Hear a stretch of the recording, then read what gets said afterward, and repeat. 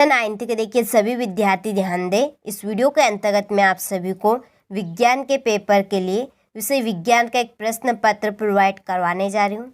देखिए आप सभी को ऐसे वैसे प्रश्न पत्र यहाँ पर नहीं दिए जा रहे हैं, जो 100% श्योर आपकी परीक्षा में आ रहे हैं वही आप सभी को प्रश्न पत्र प्रोवाइड करवाए जा रहे हैं। ठीक है, तो आप सभी को ये वीडियो बहुत ही धैर्य के साथ और ध्यान से देखना है और सभी प्रश्नों को आपको अच्छे से कंप्लीट करना है। ठीक है, तो आप सभी अच्छे से अच्छे अंक प्राप्त कर पाएंगे। चलिए तो वीडियो को हम स्टार्ट करते हैं। देखिए पहला प्रश्न है, पदार्थ की कितनी अवस्थाएं होती है। तो देखिए पदार्थ की आपकी 3 अवस्थाएं होती है, एक तो ठोस, द्रव और गैस। जिस न्यूनतम ताप पर पिघलकर द्रव बन जाता है वह किसका क्या कहलाता है। इसका आंसर आपका रहेगा गलनांक। ठीक है, इसका क्या आएगा, आपका गलनांक रहेगा। ठीक है, इसके बाद में हमारा तीसरा प्रश्न, पदार्थ की किस अवस्था में, ठीक है, कणों के मध्य खाली न्यूनतम रिक्त स्थान होता है। तो इसका आपका आंसर रहेगा आपका ठोस। इसमें आपका क्या आएगा, ठोस आएगा। ठीक है, इसके बाद में हमारा अगला प्रश्न, सर्वाधिक विसरण गुण वाला पदार्थ है। इसका आंसर रहेगा आपका गैस। 5वां प्रश्न है, 2 या 2 से अधिक पदार्थों का समांगी मिश्रण कहलाता है। इसका आंसर आपका रहेगा विलयन। 6वां प्रश्न है, वायु एक विलयन है। इसका आंसर है गैस में गैस का। ठीक है, तो आप सभी यहाँ से पहले प्रश्न के सभी प्रश्नों को अच्छे से स्क्रीनशॉट लें और अच्छे से कंप्लीट करें। ठीक है, अगला हमारा प्रश्न है कि जीवन की मूलभूत इकाई डेडेडेस होती है। तो इसका आंसर रहेगा कोशिका। दूसरा प्रश्न, पादपों में जल का संवहन डेडेडेस ऊतक द्वारा होता है। इसका आएगा आपका जाइलम। ठीक है, इसमें क्या आएगा आपका जाइलम।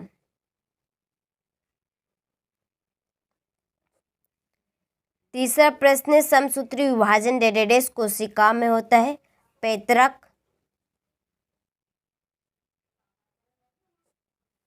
और पौधों में पत्तियों में पाए जाने वाले छिद्र जिनसे गैसों का आदान प्रदान होता है डेडेडेस कहलाते हैं। तो इसमें आएगा आपका रंध्र। 5वां प्रश्न, अनैच्छिक पेशियों को डेडेडेस पेशी भी कहते हैं। आरेखित पेशी।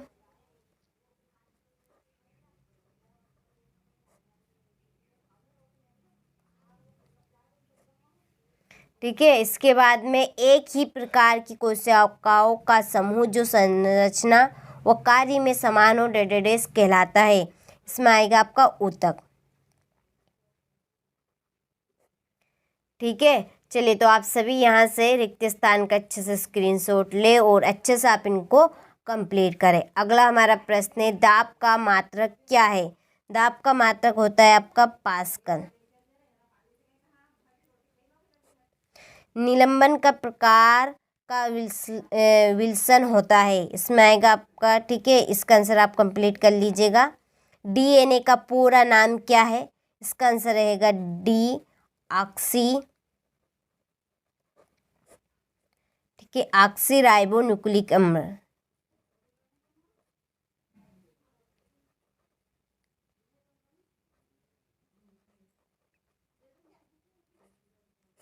न्यूक्लिक अम्ल।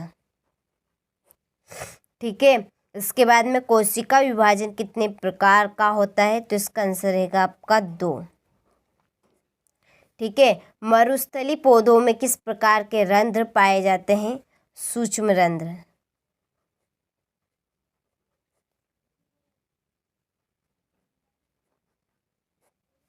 और एक गाड़ी का ओडोमीटर किसका मापन करता है। इसका आएगा गति का। ठीक है, इसमें आएगा आपका गति का। चलिए तो आप सभी यहाँ से स्क्रीनशॉट ले और अच्छे से कंप्लीट करें। ठीक है, इसके बाद में है गति का तृतीय नियम।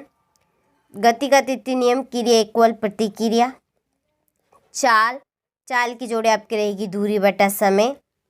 त्वरण की जोड़ी है वेग में परिवर्तन बटा लिया गया समय।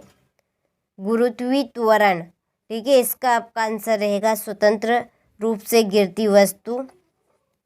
जड़त्व जड़त्व की आपकी जोड़ी है गति का प्रथम नियम, ठीक है, और गति का द्वितीय नियम ये है आपका F=ma, ये छठी जोड़ी, ठीक है।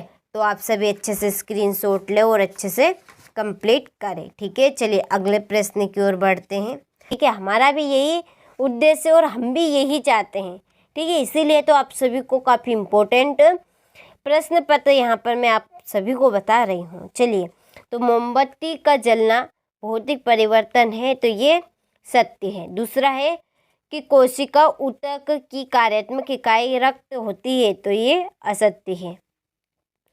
प्रत्येक वस्तु अपनी वर्तमान अवस्था या स्थिति में ही बने रहना चाहती है। वस्तुओं के इस गुण को गुरुत्वीय त्वरण कहते हैं, तो ये असत्य है। हृदय पेशियाँ ऐच्छिक पेशी होती है, तो ये असत्य है। सर जे थॉमसन ने इनोड किरणों की खोज की है, तो ये असत्य है।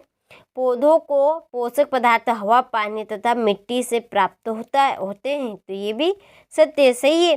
पौधों को पोषक पदार्थ हवा से, पानी और मिट्टी से तो प्राप्त होते हैं, किससे प्राप्त होते हैं?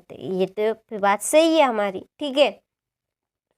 इसके बाद में क्वेश्चन नंबर 6, LPG व CNG का पूरा नाम लिखिए, ठीक है।